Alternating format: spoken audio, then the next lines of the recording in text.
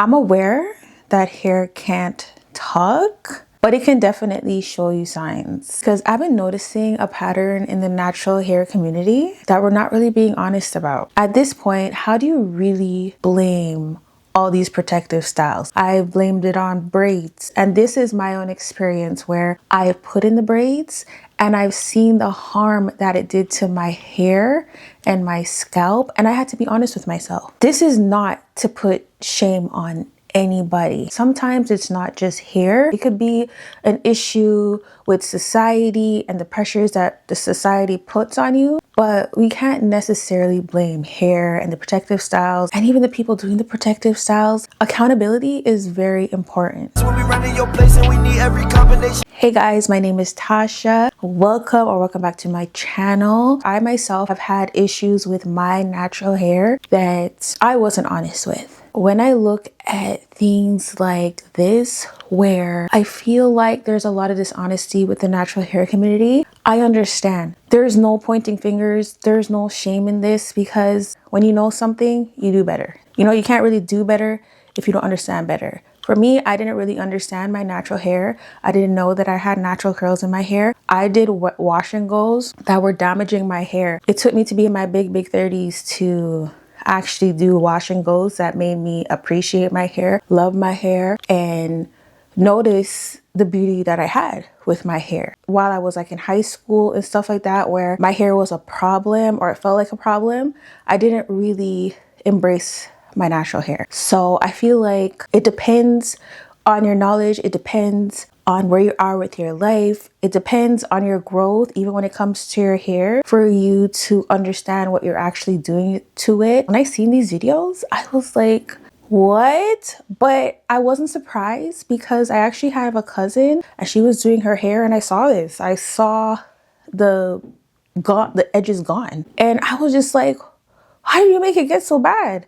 And on top of it, she was still putting on the wigs that were damaging her hairline. Like, her hairline was gone far back. I was more concerned with the fact that she continued to still do her hair that way. At some point, you have to acknowledge the trade-off. If you're going to do these styles, sacrifice your edges, and then want to come back around and be like, oh, these oils are not working for my hair growth. Oh, this routine is not working for my hair. This natural hair creator is a lie. These natural hair companies are a lamb sham. Like, they're not being honest. I mean, are you being honest with yourself? Like, you really have to put things into perspective. Like I said, your hair can't talk, but it can definitely show you signs. It can show you signs when it's breaking. You see a whole bunch more shedding hair. You can see your split ends and then not getting a trim. If you notice that you're doing braids, yes, they may look nice. Yes, they last long. Some people, it's a protective style. Some people, it's not. It depends on the type of hair that you have. It depends on your scalp. It depends how long you can go without a wash before your hair just starts to have so much buildup to the point where it's creating fungus on your hair scalp. It really depends on the person, their diet, their hair, their routines, and their discipline when it comes to your hair. If you notice that when you style it a certain way, or if you pull on it too much that you're getting bald in that area, you have to be like, okay, let me switch up this hairstyle. When I was in high school, I loved to do a side ponytail, a slick side part, but then I started to get bald in one spot. Obviously, it was from this ponytail. So then I started to do it on the other side, and yeah, I got bald on the other side. Then I had to be like, okay, let me switch up my style for a bit to give my edges a break, give my hair a break, because I didn't want to lose any more hair. I started to do single twist outs. Yes, that was also working, but I'd also use elastic bands in it that will cause these little bumps on my scalp, and my scalp will get super dry very fast if it's exposed. I didn't know to just oil it up as much. I know it seems so simple, but I didn't know that. So also that style was a headache for me. So it took a lot for me to really understand and learn my hair to know, okay, not only do I have to switch it up, but I have to know what to do when I switch up that style kind of thing. I know it's just hair, but at the same time, if you're running into problems where you are losing your hair, like to the point where it's literally balding, you have to take accountability and you have to acknowledge the fact that maybe you need to give certain styles a break. Pay attention to the fact that this is not just a hair problem. Like, this could be you not being good in your own skin. So it's like you're sacrificing your scalp, your hairline for a look. It just turns into denial, because this stuff can lead to like alopecia, permanent hair loss, affecting you mentally, that you just start to hate your natural hair. You just start to hate the way that you look if you're not wearing these braids. I used to braid my daughter's hair for school because it was easier for me to just braid her hair than to do her hair every morning, because it just took so much time. But there came a time where she started to complain that she just didn't like the braids anymore. It was too itchy. It was just making her very uncomfortable. So then I had to give her her natural hair twist outs all the time. She prefers to wear her natural hair, where for me, I would like to put it in because it was easier for her. But I like the fact that she embraces her natural hair. Even she taught me to embrace my natural curls, because I'm a straight natural, you guys. For years, I would straighten my hair. I just thought I looked better with the straight look. And because I didn't know how to style my hair, I was damaging my hair with the heat.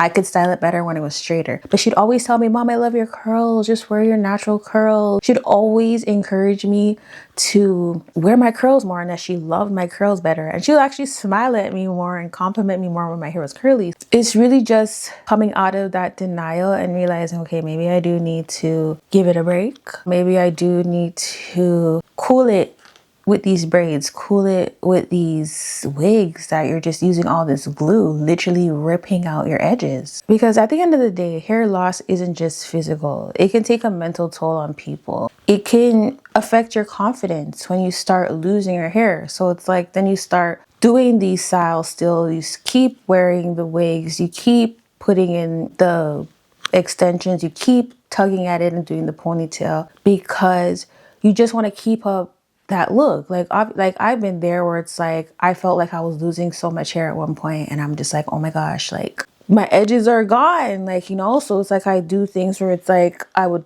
cover it up more. Like I was able to grow my edges back because I took the time to just put the castor oil in it and rub it each night. But like, it can really affect a person's confidence. In some instances, you'll look at people like your peers and the people around you, and you can develop this, I want to say, hate towards them, because it's like they were able to not let that affect them and destroy their hair. And then now you're here with this destroyed hairline, and it just builds that disconnect with you and people, because you just turn into a hater because you didn't do the things to help your hair. Like, you know, if I had $1 every time someone came up to me and was like, well, I would have had your hair if my mom didn't perm it. Or I would have had your hair if I took better care of it. But to me, it wasn't them saying it to me. It was like how they said it to me. In my opinion, a lot of the times people give natural hair creators, natural hair content makers, or like people in the natural hair community a hard time, because it's like, we don't have your results. That only works on your hair. That is genetics. It is not always genetics. Yes, in some cases, it's genetics. For example, okay, my mom had longer hair than me, nicer hair than me. My two older brothers, they had nice, long, curly hair. Their dad is Chinese, so it's like they're mixed. So to me, it's like, okay, you have mom's hair and that side of the family's hair. Then we have me and my two other brothers that are from the same mom and same dad. My older brother, from the same mom and same dad, he had nice, thick, curlier hair. His hair was thicker and coarser than mine. Then I had hair like this, and my little brother, like, it's like clearly he was a wash belly. Sorry, Shane. Like, he didn't come out with a good hair, you know. Clearly it didn't turn out to be genetics for him. With my two girls, they do not have my hair. And like, even the other day I was doing my youngest daughter's hair. She has 4C hair. Like, I don't even keep up with the whole 4C, 3A, 3B hair, but she was like, Mom, I want to have curly hair like you. I want to do my hair straight like you. And her hair can't really do that. Like, I can't really give her the curls unless I do a twist and try to pull it out. But even if so, it's not like mine. And I feel away. I feel it for her sometimes because she goes to school. If I don't comb her hair a certain way, she'd be like, oh, this person made fun of my hair. This person said this, or like she just be like, Mom, I really don't like my hair. I love her hair. Like I love my daughter's hair. I feel like it makes her super gorgeous. I actually filmed a video where I was pre-pooing her hair. I didn't edit it yet, and to be honest, I didn't edit it because I had some technical issues with it, but I'm gonna get around to it and post it for you guys, because when it comes to her hair, it is so hard for me. It takes the whole day. Like I have to lock off all of Sunday to do her hair because she has very sensitive scalp. So it's not really because of her hair, it's because of her scalp. I can't tug on it too hard because it gets super red and she'll get like these little bumps in her hair. So it's like, it's not always genetics, but over time, how you have your hair routine and you deal with your hair can actually change. It can actually grow better. It can grow to its fullest potential depending on the way you deal with your hair when it comes to hair retention. You have to understand your hair more. Like I said, I recently started understanding my hair. In my 20s, I didn't even really understand my hair as much as I do now. Overall, how I see it and based on what the things I've been through, I just feel like people in the natural hair community just need a little bit more awareness, have to understand their hair a little bit more, because sometimes you'll see a person with nice long hair and think that they will know how to deal with it. No. Sometimes you see a person do their hair in a certain style. Like, why are they doing braids all the time? Why are they ruining their hair? Well, maybe they just don't know how to do their hair, so they just go and they get it done. Maybe they have an issue with time every day, so it's like they don't have time to do their hair all the time. Like it's just so much sometimes that a person needs to learn when it comes to their hair, because I stress this a lot where it's like, yes, I get it is just hair, because I don't want to hear no annoying people in the comments saying, oh, it's just hair. But it's not always just hair. Your hair is a big part of you. It is on your head. It's like one of the first things people see. It's part of you. I really love the fact that I have this hair that I have, but it came with a lot. It came with a lot mentally. It came with a lot of me not understanding it, learning to understand it. And you know, it's fun. Like your natural hair should be fun.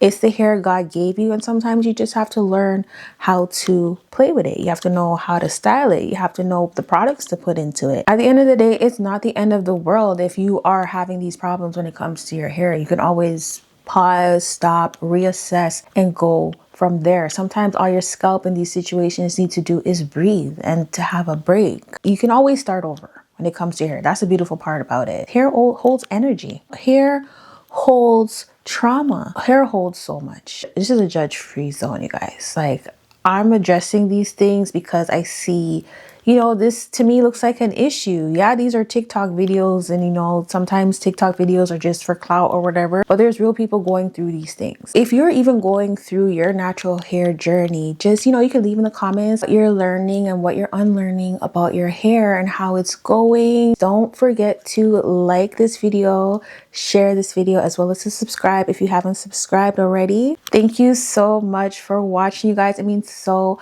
much to me. It's been a long time coming, you guys, and yeah, I will see you guys in the next one. Bye.